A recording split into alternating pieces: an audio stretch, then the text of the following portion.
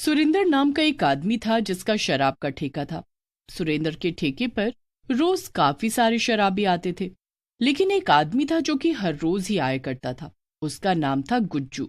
गुज्जू बहुत बड़ा शराबी था और उसकी पत्नी उसकी हरकतों से बड़ी परेशान थी। एक दिन गुज्जू अपने रोज के समय पर सुरेंद्र के ठेके पर आया। नमस्कार सुरेंद्र भैया। ओहो, तुम तो नियम के बड़े पक्के हो गुज्जू। कुछ भी हो जाए तुम रोज शाम 7 बजे यहाँ आ ही जाते हो। अब क्या करे भैया, आदत ही ऐसी लगी है। देखना गुज्जू, जरा संभल के रहना। सुना है कि तुम्हारी पत्नी तुमसे बहुत परेशान है, कहीं किसी दिन तुम्हारी पिटाई ना कर दे। अरे नहीं नहीं, वो तो बस चिल्लाती ही रहती है, वो कुछ कर नहीं सकती। खैर लाइए, आप मुझे मेरी शराब की बोतल दे दीजिए, फिर मैं चलूं। गुज्जू शराब लेकर वापस घर की तरफ चल पड़ा, लेकिन घर पहुंचने से पहले वो एक पेड़ के नीचे बैठ गया और शराब पीने लगा। अगर इस बोतल को लेकर मैं घर गया तो पहले रानी मुझसे बहुत लड़ेगी। ओहो, फिर तो सारा मजा ही किरकिरा हो जाएगा। पहले यहीं बैठकर इसे पी लेता हूँ, फिर आराम से घर जाऊंगा। वैसे भी उसके बाद मुझे रानी की किचकिच से ज्यादा कोई फर्क नहीं पड़ेगा। गुज्जू वहीं बैठकर शराब पीने लगता है और काफी नशे में हो जाता है। उधर रानी काफी देर से गुज्जू के घर आने का इंतजार कर रही थी और जब काफी रात हो जाती है तो रानी उसे ढूंढने निकल पड़ती है। इस आदमी ने तो मेरी जिंदगी बर्बाद कर रखी है, अब इतनी रात गए मैं इस शराबी को ढूंढती फिरूं। थोड़ी देर यहाँ वहां ढूंढने के बाद रानी को गुज्जू पेड़ के पास पड़ा मिलता है। रानी गुस्से में आकर उसे उठाती है और कहने लगती है, अरे अरे अरे, यहाँ क्यों पड़ा है शराबी? इससे अच्छा तो किसी नदी में कूद जाता, कम से कम मुझे तुमसे छुट्टी तो मिलती।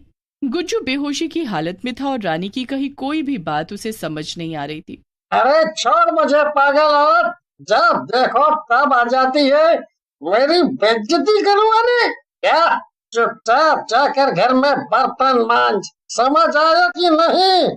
यहाँ 4 लोगों के सामने मेरी नाक मत कटवा। अच्छा ऐसी बात है तो ठीक है, जा रही हूं मैं घर, तुझे यहीं छोड़कर। एक पूरी रात सड़क पर बिताएगा ना, तब अकल ठिकाने आएगी। गुज्जू रानी की बात को अनसुना कर देता है और वहीं सड़क के किनारे पड़ा रहता है। रानी भी उसे छोड़कर वापस घर चली जाती है। आधी रात तक गुज्जू वहीं पड़ा रहता है, पर एक गाड़ी तेज रफ्तार से उसकी तरफ आती है और उसके ऊपर चढ़ जाती है। इसकी वजह से गुज्जू मर जाता है और एक शराबी भूत में बदल जाता है। अरे ये क्या हो गया मेरे साथ? कहीं मैं भूत तो नहीं बन गया?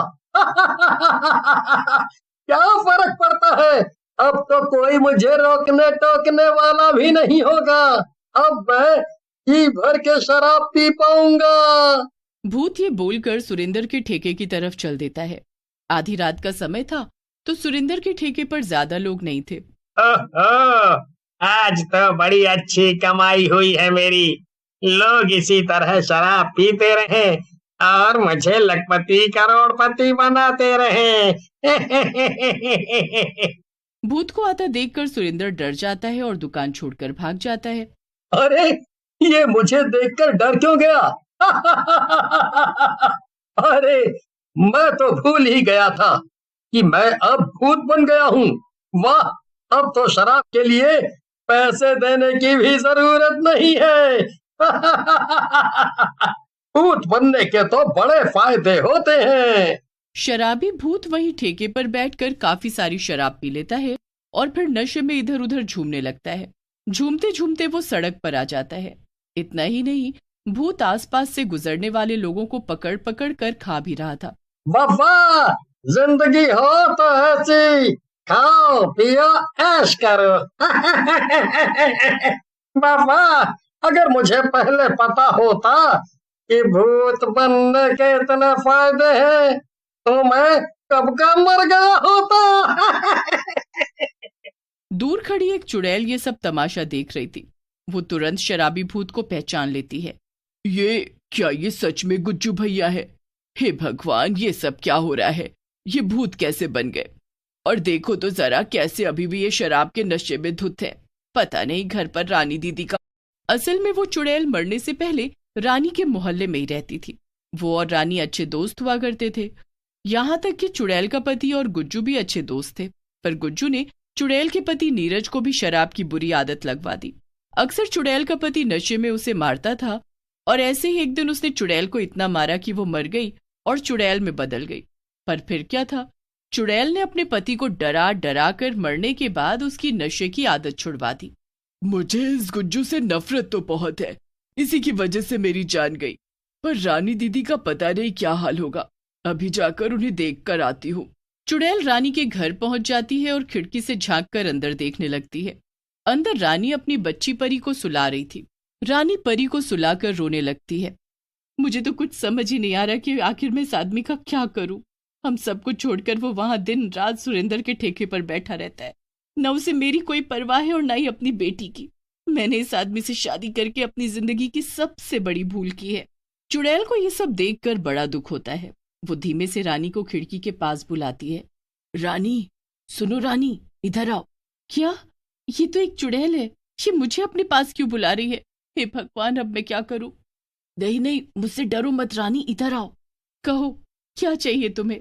अगर तुम्हें भूख लगी है तो मुझे खा जाओ, पर मेरी बच्ची को छोड़ देना।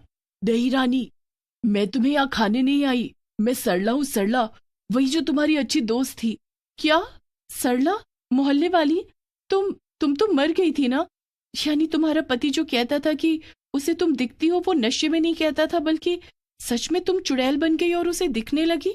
हाँ रानी, वो सब सच था। लेकिन अभी वो सब छोड़ो और मेरी बात ध्यान से सुनो। क्या कहना है तुम्हें? तुम मुझसे क्या चाहती हो अब? रानी, तुम्हारा पति गुज्जू मर चुका है और वो अब शराबी भूत बन गया है। अभी भी उसकी शराब की आदत गई नहीं। उसने सुरेंद्र के ठेके पर सबको डराकर भगा दिया और शराब पीकर वहीं सड़क पर नाचने लगा। और अब वहां से गुजरने वाले लोगों को वो मार भी रहा है और उन्हें कच्चा चबा ले रहा है। क्या? गुज्जू मर गया और अब एक शराबी भूत में बदल गया?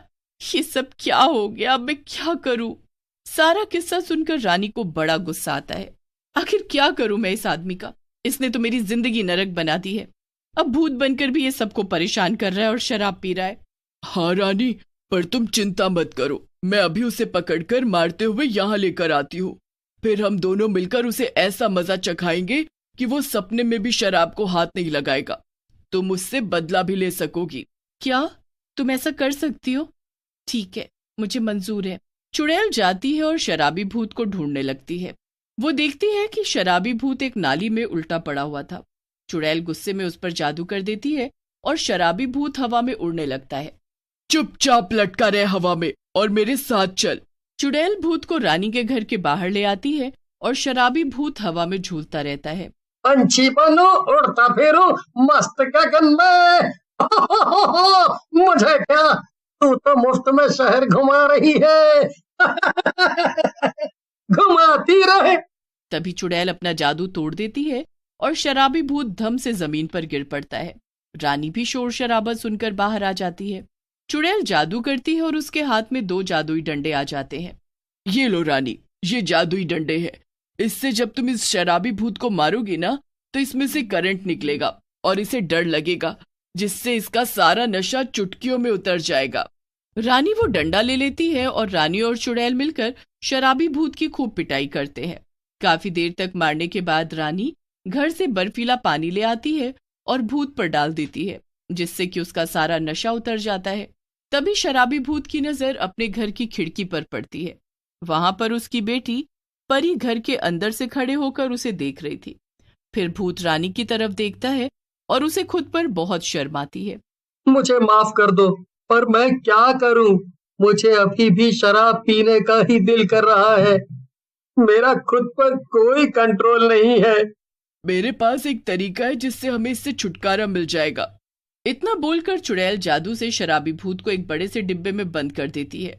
अब मैं इस डिब्बे को यहाँ से बहुत दूर किसी जंगल में जाकर फेंक दूंगी। वहां पर जब इसे शराब मिलेगी ही नहीं, तो अपने आप इसकी शराब की आदत छूट जाएगी। ठीक है, तुम इसे ले जाओ अपने साथ। चुड़ैल भूत को ले जाकर दूर जंगल में फेंक देती है। वहां वैसा ही होता है जैसा चुड़ैल को लगा था। भूत को शराब न मिलने से उसकी शराब की आदत छूट जाती है और उसे मुक्ति भी मिल जाती है। रानी भी अब अपनी बेटी के साथ खुशी खुशी